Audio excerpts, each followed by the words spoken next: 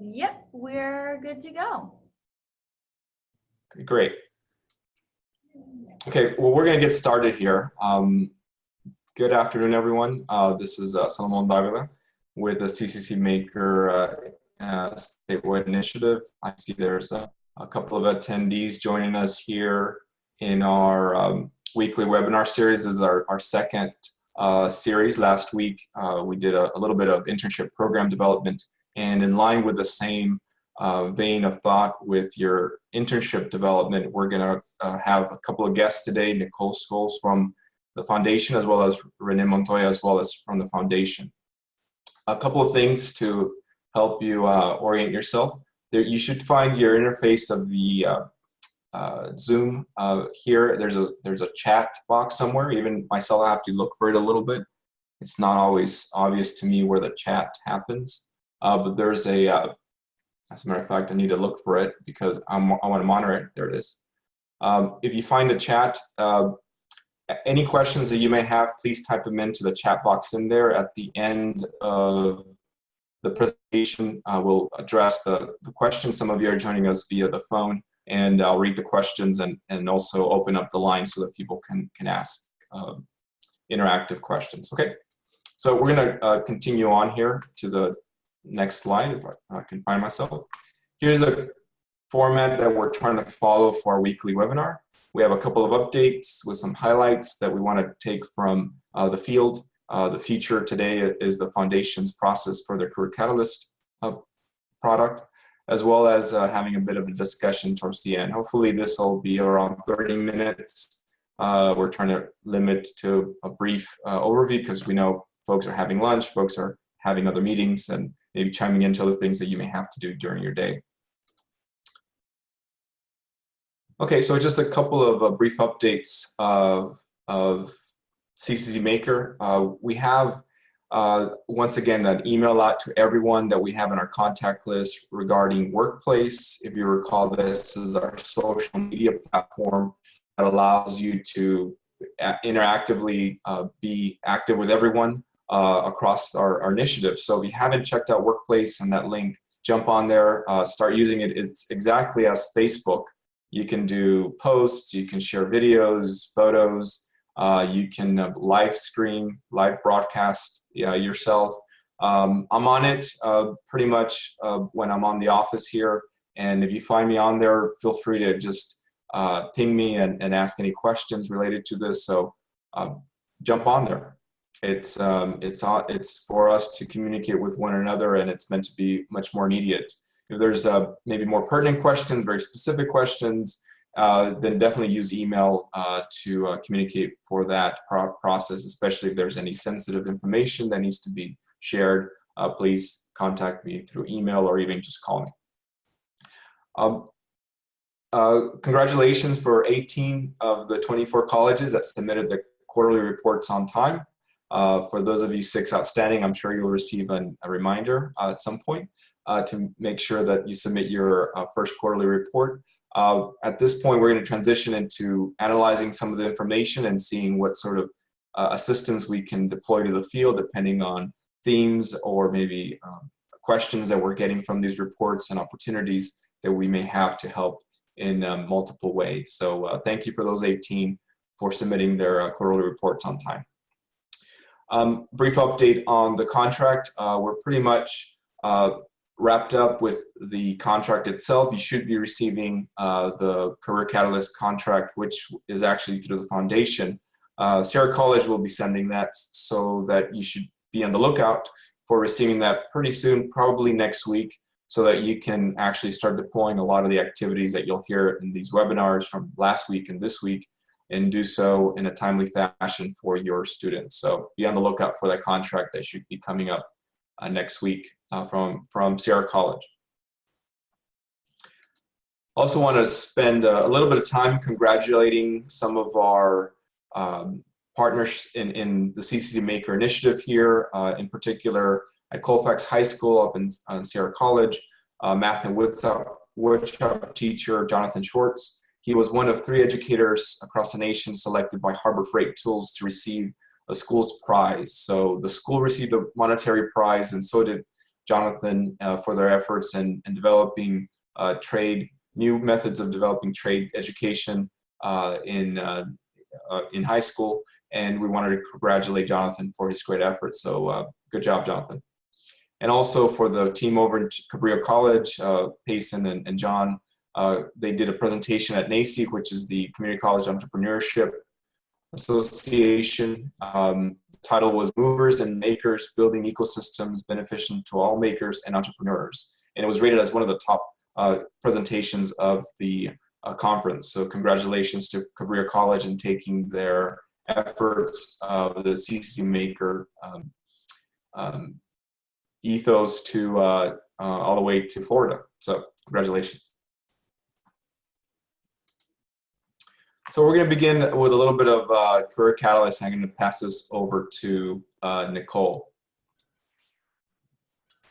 Thanks, Solomon. Hi, everyone. My name is Nicole Scholes. I'm with the Foundation for California Community Colleges, and we're a partner with the CCC Maker project in that we're going to be the employer of record for the internship component. So we're really, really excited to start working with you guys on getting everything in place and getting the students set up for an awesome internship experience. So just for those of you who maybe aren't as familiar with Career Catalyst or the service as a whole, it's what we call an employer of record service. And so essentially the Foundation for California Community Colleges becomes the legal employer. And so the real value add here for you guys is that we'll handle all of the payroll, all of the workers' compensation. So you can really focus on your program and your internship development, focus on the students and make sure that that is all in place so that we can take care of all the other stuff behind the scenes. So you can really focus on the program. So here, this slide is showing you that the Career Catalyst process that I'm going to give you a broad overview of today really falls in after the internship's been developed and the student is ready and you're ready to actually place that student in their site. So I'm going to give you a high-level overview today, and then in January we're actually going to do a deep dive and have a more detailed webinar about the step-by-step process to get the students on our payroll, track their time, issue the paychecks, etc. Yeah. Thank you, Nicole. As Nicole described, this process happens after the development of your internship program, which I try to abbreviate with this graphic here where you're recruiting employers, you're recruiting students, you're onboarding employers in various work-based learning activities that you may be preparing your students to engage at various levels before an internship, as well as developing the internship, which is an important aspect to this process where there's alignment to the CCC Maker criteria that needs to be developed, the right learning outcomes, and even evaluation development of the student and the employer so that everyone's on the same page. As well as workshops with different portfolio processes, even soft skill workshops that you may be undertaking with New World of Work.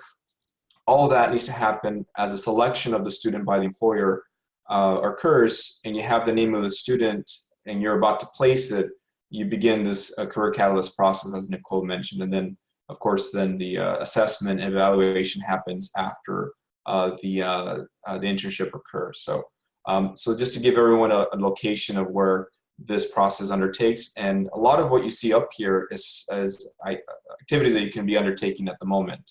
As we prepare for January, as Nicole mentioned. So we're going to dive a little bit more into the process in the next couple of slides. Great, thanks. This is Nicole again. So just a quick recap on sort of the internship timeline. So Solomon mentioned Sierra College will be distributing the contract for Career Catalyst here in the next, week or so. And then in December, we're hoping that we'll have that all wrapped up. We'll get the fully executed contracts back from you guys. In January, we're going to have a webinar that I was mentioning to really deep dive into the details and walk through the step-by-step process of bringing the student onto our payroll. And then shortly thereafter, we'll be all set for the internships to begin. Yeah.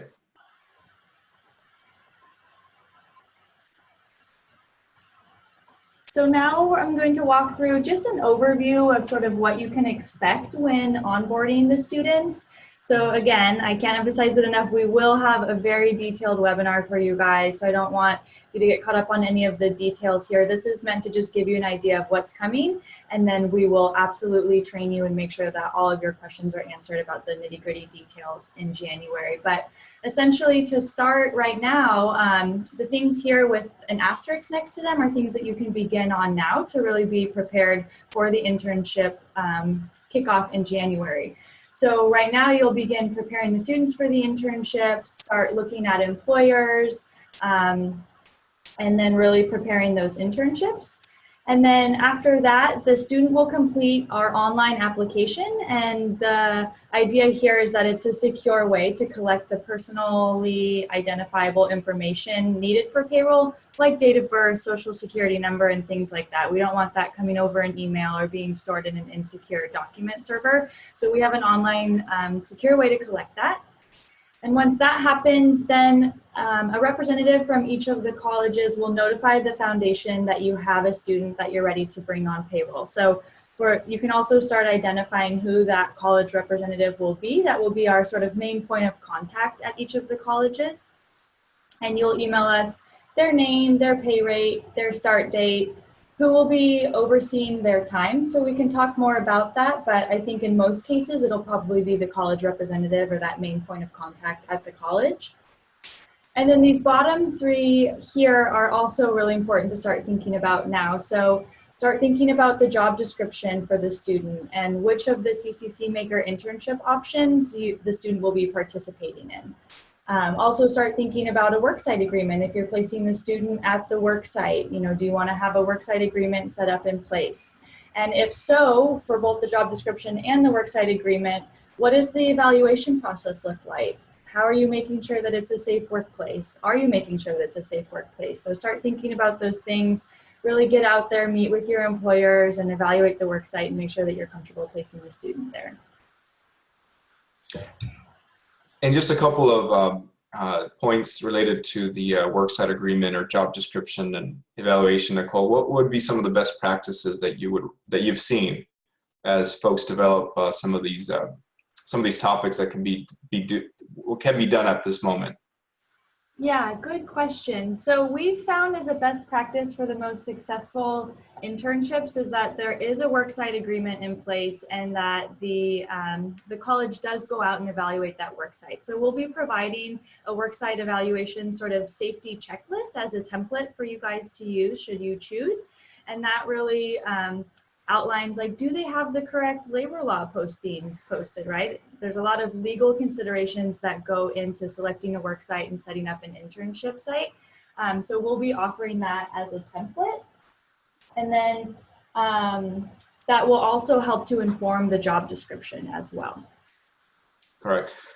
Thank you. And as a reminder to everyone, last week there was a link to the internship options. If you recall, the Chancellor's Office pretty much has worked with us to develop those three options for which we've passed on to the foundation, and any development of the job description would have to comply with those three selected options for the CCC Maker internships. Okay.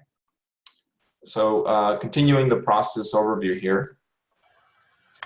Yeah, and so once we get ready to add the student onto payroll, I'm going to introduce you to my colleague Renee Montoya, who you will be working with closely as well. She'll be a really close point of contact here at the foundation in terms of the day-to-day payroll operations. So hand it over to Renee.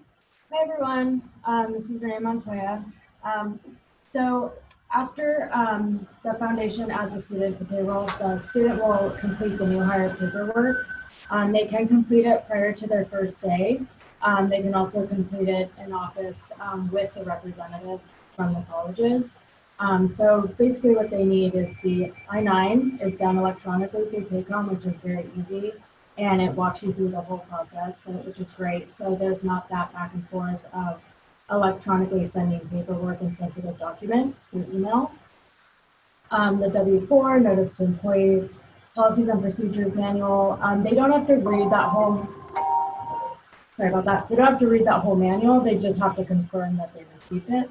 So a lot of these documents are just a online confirmation. So if you are walking them through on the first day, they do not have to read through like all these pages. It's just a confirmation that they received them. And then the college representative will verify the I-9, the right to work document. So since we can't physically be there at the school to verify the documents, that main point of contact at the college will represent us, the foundation, to verify those documents electronically in our payroll system. So just a quick question of how long does this process take for a student to develop all this paperwork prior to the first day of work or to be signed up to Career Catalyst? That's a great question. I'm pretty new to the foundation, and I've done a couple onboarding at sites, and it takes about 20 minutes per student. But it's not hard at all. It's very easy to walk through the whole entire process. Okay. Tom's very great about walking you through each document, and it's also very good about highlighting what you need to sign and what you need to click and what basically is the most important. So then doing it one-on-one would be totally doable with that time frame instead of having more like a large onboarding group at the college. It seems like it's a pretty quick process that can be done one-on-one. Is that adequate? Yeah, and I think one-on-one from my experience is a little bit better because you can kind of give more attention to someone who might need a little bit more help. When you have a huge group with a lot of questions, it's hard to make sure that you answer everyone's question and make sure that all the documents are complete. Because I have noticed that when I do a larger onboarding, students will, like if they're all using a computer in say like a computer room, they will just get up and walk out, and then you can't really have a good idea of who's 100% complete or not until we review it later. Okay. And one-on-one. Well, thank you, Renee. I think what's critical is there's definitely someone at the college that needs to be designated to help bring students to this, make sure all this paperwork is connected with you, and the verification of the I-9, which is an important process here for onboarding.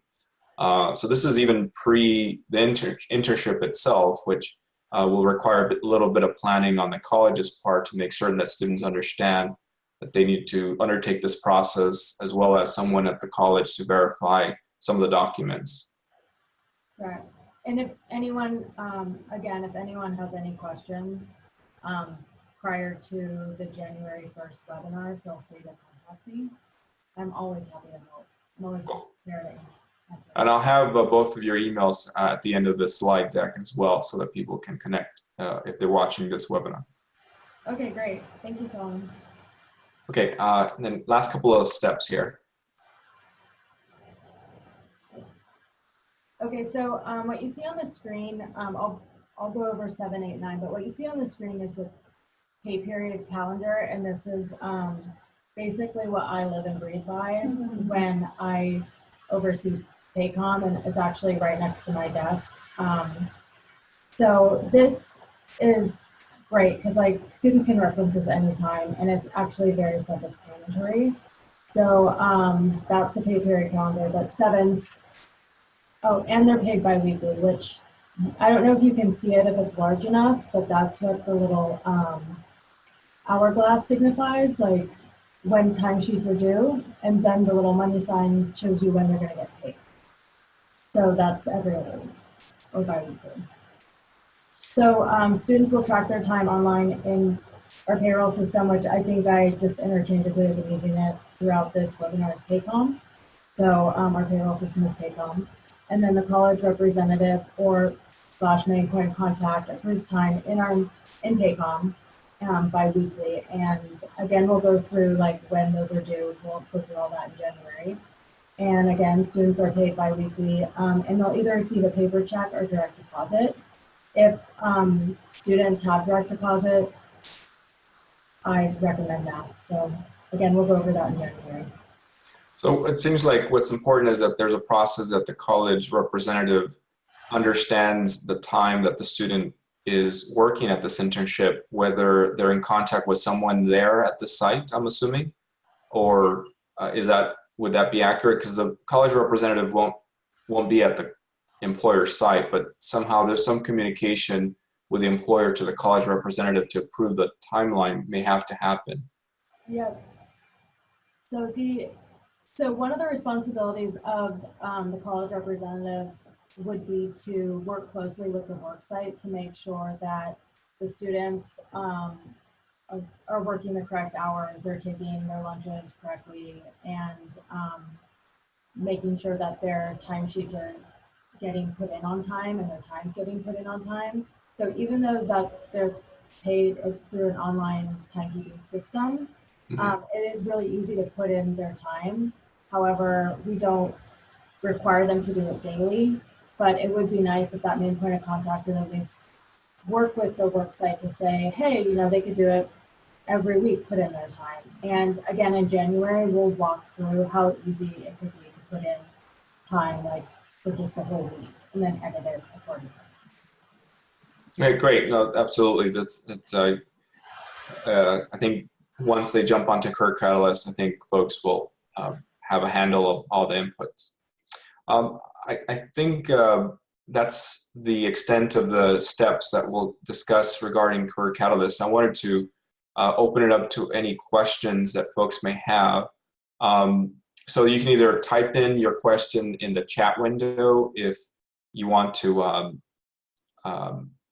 ask a question. There's a couple of call-in folks that I'm not certain if I can chime you in to ask questions, but I can try to unmute anyone here so that people can ask questions freely as well if you have your microphone active.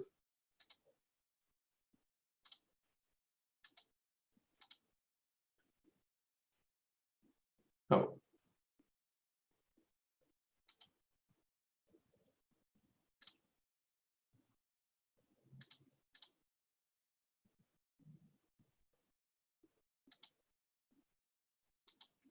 So I believe if you have a question, I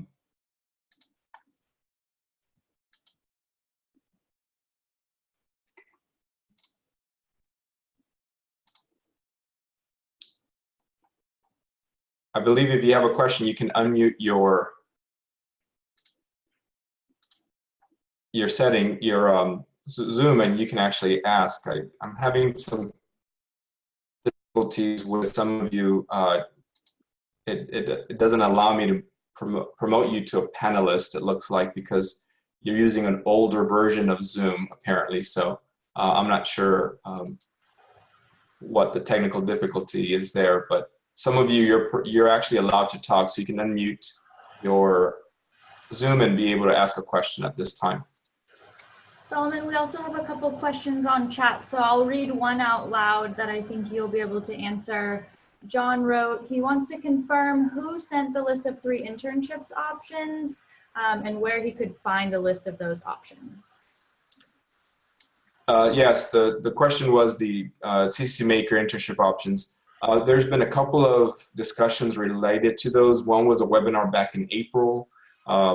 If you go to the CCC Maker website, you may have it in there as implementation plan internships. That's a webinar that was done in April, as well as last week's weekly update webinar. So if you saw the email literally sent a couple of days ago with the link of the recording from last week's session of the weekly webinar, towards the end of that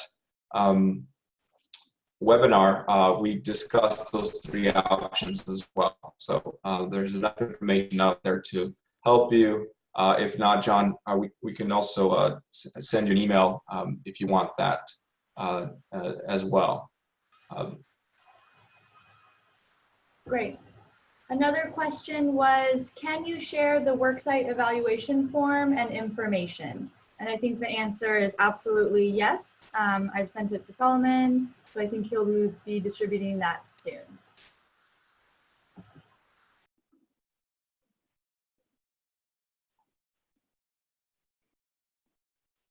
And I think Rhea and Lina have a question. let's see if this helps bring you on board. Are you there?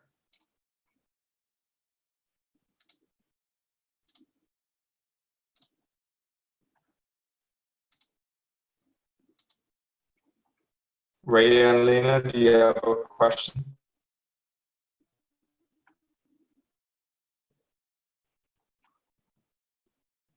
I think I've been trying to unmute folks, but I think also on your end, you may be muted as well. So, and I don't know if you can hear me, but you're able to talk. Actually, no, they stepped away. They're no longer on the webinar. Okay. Any other questions from the field out there? Yeah, it looks like there's another chat. What does the worksite agreement entail? Is it an MOU? That's a great question, and I know we'll probably get more questions about the worksite agreements, and we can also share examples, but it typically is an MOU between the college and the worksite, basically just stating, that they will practice, good business practice in terms of labor laws and making sure that the students get their proper breaks and get a lunch break and things of that nature. Yeah, this is an important piece of documentation because of the foundation being the employer of record. They need to have certain information that will assure the employer site having the details that Nicole just mentioned. So that's an important process. And is there a template or something like that, Nicole, that can be sent out? Yes, absolutely. We can share an example with the group. That was another question that just came in. Okay, cool. Yeah, there's a couple of other questions. Yeah, it looks like Lina and Raya are still on. Hi, guys. They wanted to know what we meant by a physician pre-designation. So that is a form that the students will be asked to complete as part of their onboarding process. It's a standard employment form, and it basically says, in the event of an emergency, if the student gets hurt, knock on wood, right? Do they want to pre-designate a physician to seek medical treatment with? Or can they go through the foundation's medical network of physicians? So they can either elect to designate and then they'll get their physician signature, or they can decline to designate and then it will kick to the foundation's medical network. Cool.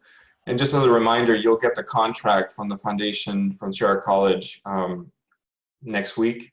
And so as soon as you have your college signed up and onboarded to the process of the contractual process, which you would have to go through your board,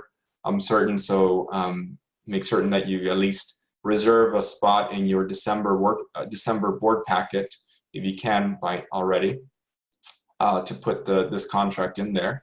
And a lot of these forms and processes through Career Catalyst will definitely undertake a lot of the training that's coming forward. So these are all good preparation questions as you set up your own process internally. Absolutely. There was a question about a checklist manual. I'm assuming that's a lot of the forms that were discussed and listed here.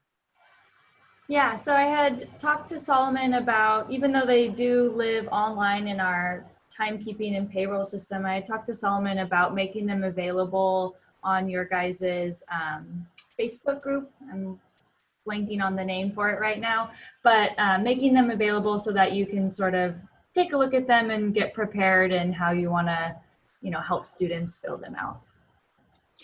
A couple of questions that came in through the question and answer forum, which actually there's apparently two ways you can communicate.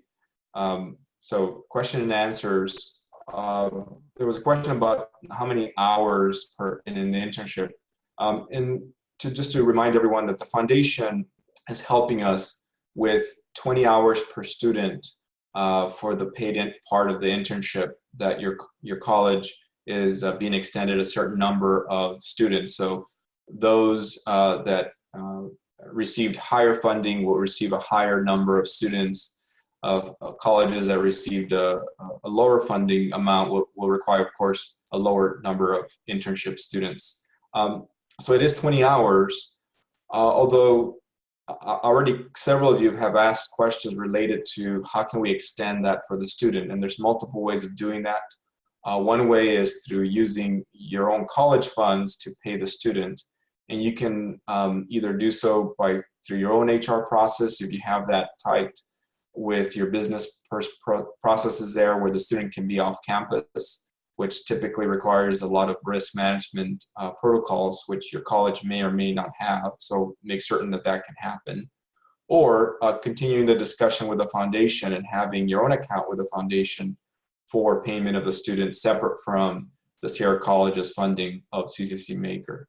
I'm certain that even your employer can open an account with the foundation if they want to continue offsetting some of the payroll functions to the foundation, and all those could be options for extending the internship. But definitely reach out. We can talk through different aspects to that that you should be aware of, and there's definitely ways to extend that beyond the 20 hours. But most certainly, the payment from the foundation, sponsored by sponsored by Sierra College, would only be 20 hours per participant. Another question that we have here is, how does the foundation as the employer of record cover liability, workman's comp, etc.? And can we get a brief overview of the benefits to the employer? Does the foundation provide a formal agreement for the student, employer, institution to sign and agree?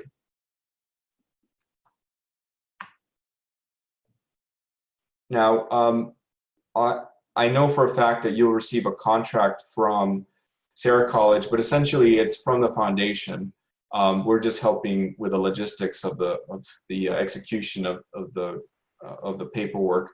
That agreement is between the institution, your institution, and the foundation. I think, Nicole, I may have you answer the other two. The foundation would have a formal arrangement with the student, correct? So there's sort of two layers to this. So Solomon spoke about the contract that the foundation will have with each individual college. And then in regards to the relationship between the college and the worksite, that's on the college to have some sort of worksite agreement, which we talked about. And to answer your other question, yes, we can provide a template of that, but we don't hold the agreement between the foundation and the worksite. It's between the college and the worksite, and then the college and the foundation. Okay. So hopefully that helps to answer that question. And there's no necessary agreement between the student that I can think of. When we bring them onto payroll, they do our onboarding documents, and that's sort of our formality in having them become an employee of the foundation. Right.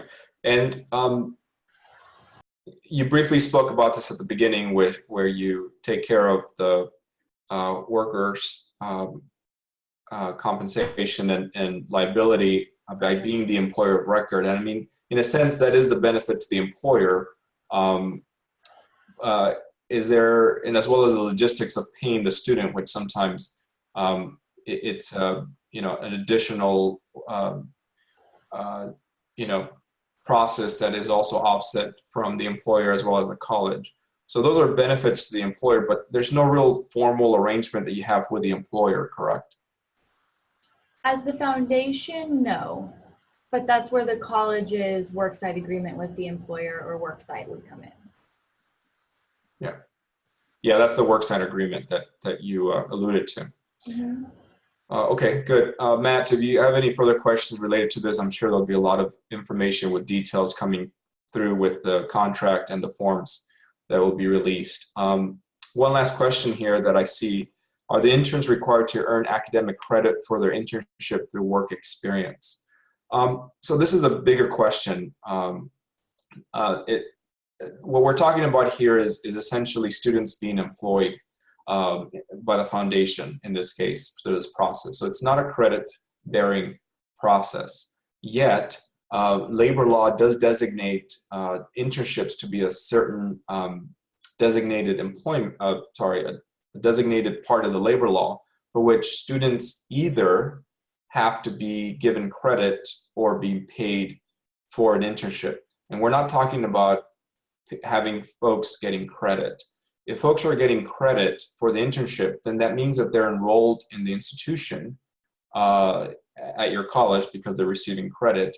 And as an enrolled student, your insurance and liability insurance would cover the student at the place of employment if and only if you have that risk management process in place at your institution, which some of you may not have. In the previous institution that I was at, they did not have that in place.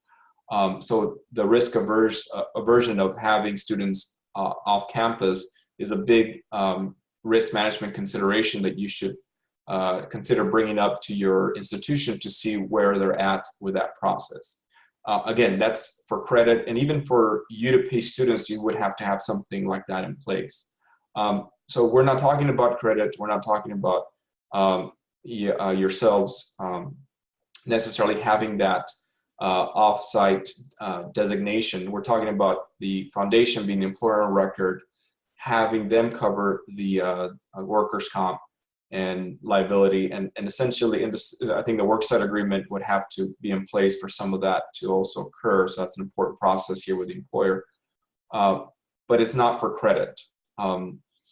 So completely different topic. If you have more questions about credit, work experience, that probably should be a discussion with your institution. But this is not for credit experiences per se. This is for payment of the student. I don't know if that answers that question, but definitely if you have any further questions, feel free to reach your work experience folks, or I'm free to give you some questions you can ask them that they can answer for you. You can use the credit as well as the payment in a strategic way if that makes any sense, either having the payment after the credit or before the credit, or something that you can play around with a process internally. You can definitely, and I encourage you to think about something like that to facilitate more time with the employer, but definitely have a distinction of what is paid and what isn't, or what is for credit and what is paid, and having that sorted out is very important for you to have. So bigger discussion. All right. Great questions, and I can see a lot of folks are thinking about this in a very positive way. If there is no further questions, I don't see any in any of the feeds here.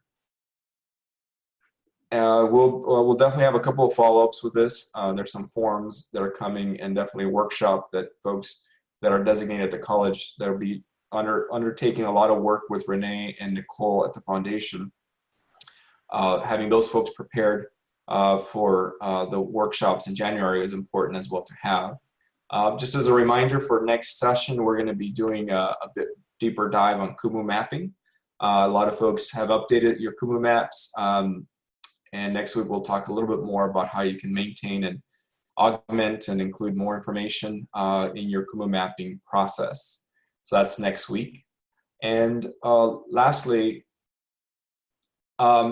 I am including on here some email information from us, as well as Nicole and Renee at the foundation as we get going here. So please reach out to Nicole and Renee as things become more activities in your internships. Feel free to CC us so that we make certain that we can broadcast any major questions or any major processes that we need to clarify or maybe bring up in a future webinar. That would be a good way to bring everyone into the fold here. There's a couple other questions that came in here, and it looks like